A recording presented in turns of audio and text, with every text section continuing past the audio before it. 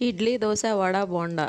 ఏంటండి ఆన్లైన్‌లో టిఫిన్ అమ్ముతున్నాను అనుకుంటున్నారా? లేదండి బాబు. వాటి నాలుగిట్లోకి సరిపడే చట్నీని చేస్తున్నాను. కేవలం టిఫిన్స్‌లోకే కాదండి, అన్నంలోకి కూడా సూపర్‌గా ఉండే పచ్చడి. కానీ దానికి పేరు మీరే పెట్టాలి బాబోయ్! ఎందుకంటే దానిలో అన్ని రకాలు వేస్తాను. ఒకసారి చెప్తాను ప్రాసెస్సు.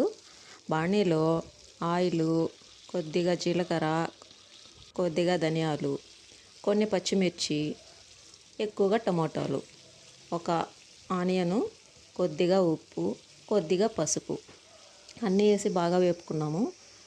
అది బాగా మెత్తబడిన తర్వాత ఇప్పుడు కొత్తిమీర, పుదీనా కూడా వేసి బాగా కలిపేసుకున్నాం.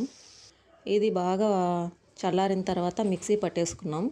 ఇప్పుడు తాలింపు కోసం కొద్దిగా ఆవాలు, జీలకర్ర, ఇప్పుడు మన కర్రీ లీవ్స్ కొద్దిగా వేసుకున్నాం.